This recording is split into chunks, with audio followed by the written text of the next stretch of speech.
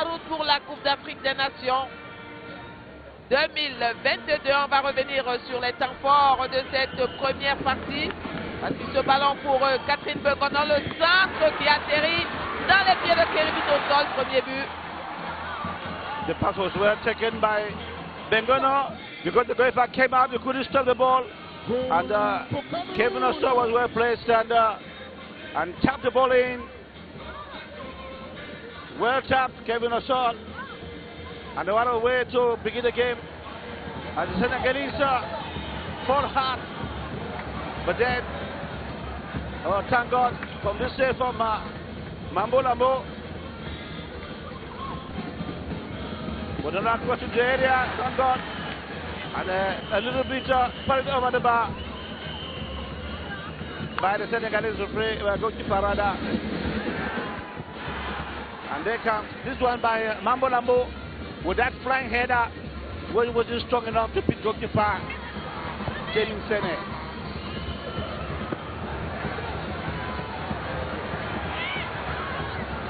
Oh la la, that was another moment, oh la la. And the Senegalese would have level scores had they been more clinical in the way they finish. Goalkeeper beaten, defender beaten. Oh la la, poor, oh la, thank God. The goalkeeper fought back, he did. And so it's the end of the first 7 minutes. Let's hope that the Lionesses will come back much more, determined much more, better than what we've seen the first half. Espérons-le. Et c'est sur ce qu'on va vous remettre l'antenne au centre de production de la CRTV Ambala 2, Esther Aïbo, Armando Woyeye. C'est à vous. Merci Edith Virginie Mbok et Gideon Tazo en direct du stade de Bepanda Douala. On vient d'assister justement à ce début de rencontre entre le Cameroun et le Sénégal. C'est un match retour un peu différent du match aller, même si on note quand même quelques petits déchets techniques du côté des Lions indomptables. Moi, j'ai un petit souci toujours avec cette défense, mais beaucoup plus avec la gardienne qui a des sorties qui font un peu peur.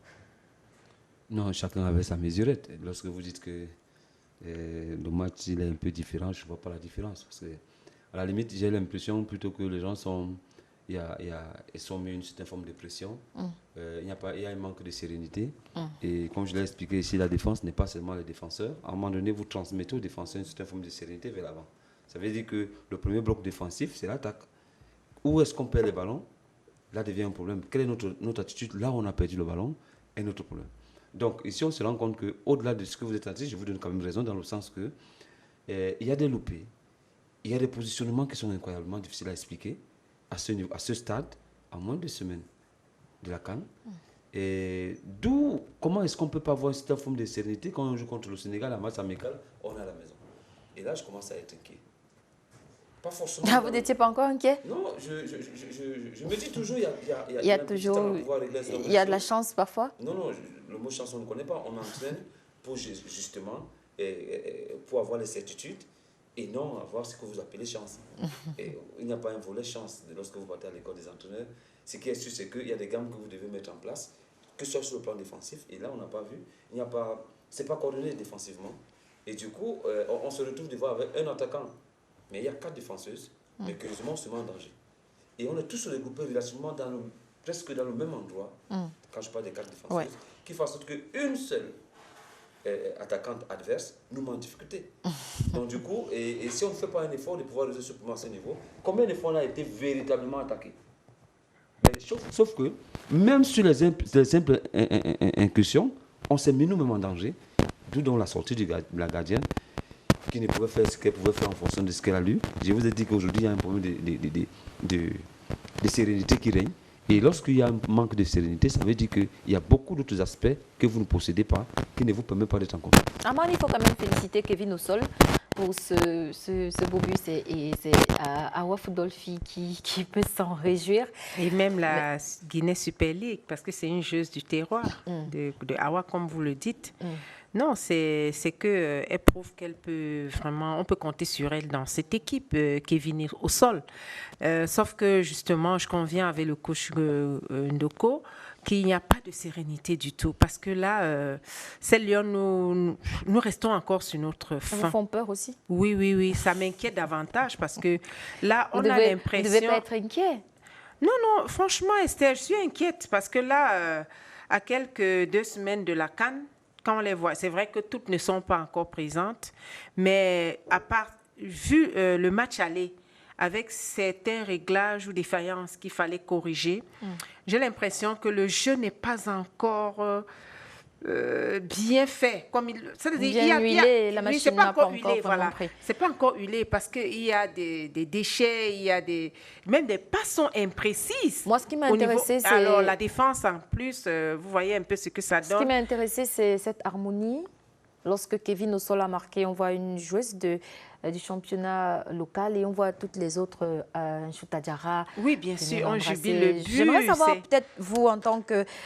vous avez souvent été commissaire de match de la Guinée Super League et vous êtes un coach de football féminin. Je voudrais qu'on parle de cette cohésion entre les filles locales et celles les internationales, les professionnels. Oui, je crois que s'intègrent bien les filles locales parce qu'il n'y a pas qu'au sol. Il y a aussi Kameni qui apporte du sien. Bon, qui a toujours été là quand même, Kameni. Oui, mais qui n'a pas souvent été titulaire, très souvent dans cette équipe des Lions. Elle est souvent là, mais pas titulaire comme ça. Elle est en train de s'intégrer. Et puis, on sent quand même cette ambiance. Je crois que même la capitaine Adjara le disait déjà, elles sont bien intégrées. Ça, c'est vrai. On sent cette ambiance, cette harmonie. Ça, c'est au niveau... peut-être moral. Mais maintenant, c'est peut-être que le jeu ne suit pas encore. Peut-être qu'elles n'ont pas eu le temps de travailler ensemble. Oui, il y a cette question de temps, parce qu'elles n'ont pas... Vous savez, quand il n'y a pas l'osmose, il n'y a pas encore cette osmose. On ne ressent pas encore une équipe qui est presque... Parce qu'à ce moment, on devait déjà voir la cohésion qui marche bien, le milieu de terrain, les ballons qui partent bien avec des transmissions. Mais ce n'est pas encore ça. Je ne sais pas si le coach nous dira qu'il recherche encore quelque chose, qu'il voit encore là. Moi, je ne sais pas parce que pour moi, je suis encore assez inquiète. Mais il y a quand même quelque chose qui peut manquer dans cette équipe du Cameroun-là, c'est la finition.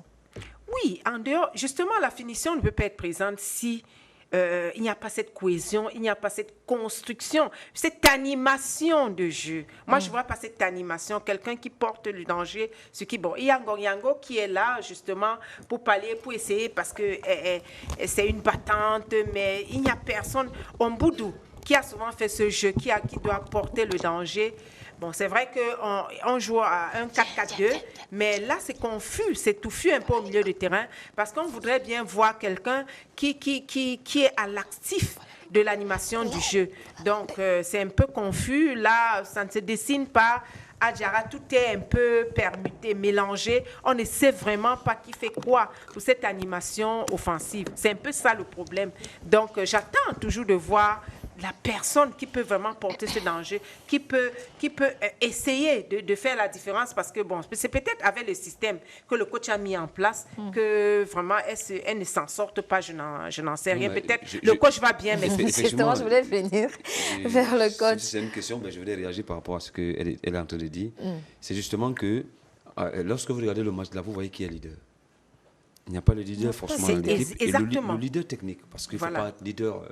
Le leader technique qui est capable, à chaque fois qu'il prend le ballon, il donne un peu de la confiance à ses partenaires et proposer un danger régulier en face. Et je parlais ici tout à l'heure, certainement le coach veut mettre la chose sur le plan collectif, mais sauf que jusqu'à présent, le collectif, là, on ne le revoit pas. On ne le ressent pas encore. Et c'est aussi dur. Moi, je veux continuer à le dire. Peut-être que vous dites que je dois le coach, mais je pense qu'il y a à toute chose, il faut un temps de travail. Et ce n'est jamais facile lorsque vous avez des gens qui viennent un peu de partout, qui ne viennent même pas au même moment. Et ce n'est jamais facile. Mais ce qu'on est en train de voir là aujourd'hui, c'est justement que, Adjara, elle a le ça. Mais à quel moment, sur le plan technique, elle a proposé quelque chose qui soit un peu pertinente, une chose pertinente qui peut faire en sorte qu'à un moment donné, on se dit, on se réfère à elle. Derrière, c'est qui? C'est-à-dire que vous avez Gadem et Mambo, toutes viennent de commencer en sélection. Vous avez malheureusement Mefumeto qui vient de se blesser. Mais c'est une fille qui bavarde moins au terrain, malheureusement. Mais qui d'autre donc peut donner la voix, peut donner l'aisance? Certainement Nyango. Sur un ballon là que j'ai vu tout à l'heure, elle a fait un geste qui pouvait lui falloir un carton jaune, alors qu'on n'avait pas besoin de ça. Au début, juste après le match, effectivement, le but elle a sorti complètement la main et tout. Et pour dire que c'est une équipe aujourd'hui que personne ne dirige en dehors du coach. Et lorsque tel est le cas, ça devient très compliqué. Parce que vous vous donnez quelque chose, des instruments, que ceux qui sont à l'intérieur sont censés relayer. Donc il faut une capitaine qui ait la charge de porter... Non, pas le problème de capitaine, je parle d'un leader technique. Leader technique. Leader technique. C'était cette personne, à l'époque, nous on avait, par exemple, j'avais un Gombelec, pouvait faire ce qu'elle fait avec le ballon, au milieu de 5 ou 10 et s'en sort et donne la confiance aux autres. Oui, je peux le faire. Vous avez Raïssa qui elle n'a pas peur de bloquer son ballon, de revenir, de donner une passe à l'intervalle, de le faire aussi aisément. Mais vous n'avez pas ça aujourd'hui. Tout part de manière spontanée et je ne sais pas comment qualifier ça, mais c'est bien. On a eu un but qui est venu de côté suite à un centre, mais ces centres-là qui ne sont pas revenus régulièrement et ces centres qui a été fait justement avec une seule personne à l'entrée de la surface, qui était Kamini.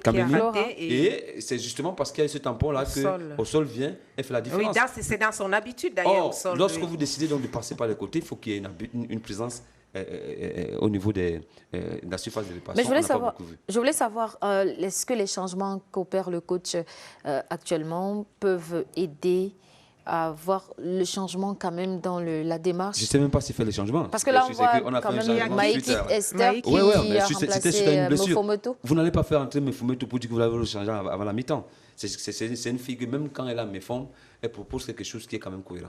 Donc du coup, si elle sort, ça veut dire que ce n'était pas prévu. Effectivement, ce n'était pas prévu qu'elle sorte. Donc ce n'est pas un changement volontaire. Et du coup, comme je t'ai en train de dire, elle devait faire partie des leaders techniques. Mais sauf qu'elle joue dans le côté. Et pour faire sortir les gens qui sont dans le côté, il faut avoir une animation qui fait en sorte que les latérales, puisqu'on parle des femmes, les latéraux dans le football général, puissent passer pour proposer dans des centres. Quel est le langage que le coach doit tenir à ces joueuses avant qu'on ne rentre sur la pelouse? Oui, tout partira du milieu de terrain. On va voir ce qu'il va proposer. Parce que moi, je pense qu'il faudrait justement qu'il y ait ce leader technique au milieu de terrain pour l'animation offensive, pour que ça permette à ces... Bon, c'est vrai, Moufometou est sorti, mais je ne sais pas qui va jouer à sa place. Mais avec ce système de 4-4, merci. Ça peut toujours se faire. On va rentrer sur la pelouse du stade de Bépanda. Retrouver Edith Virginie Mbok et Gideon Tazo pour la deuxième mi-temps de ce match Sénégal-Cameroun. Match amical comptant pour les préparatifs de la Coupe d'Afrique des Nations Maroc 2022.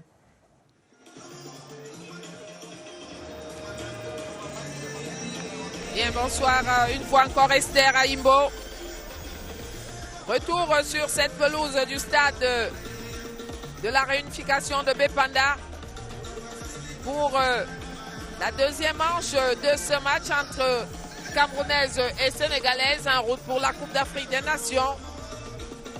Nous nous sommes quittés sur un but à 0 en faveur des Lions indomptables du Cameroun et une première partie, un tantinet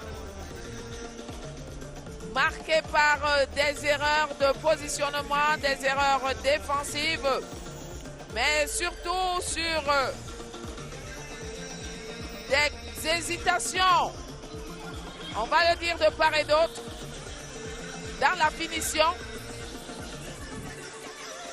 Et c'est certainement sur quoi les entraîneurs ont dû parler pour que nous ayons une deuxième manche assez intéressante, assez fluide et qui puisse rassurer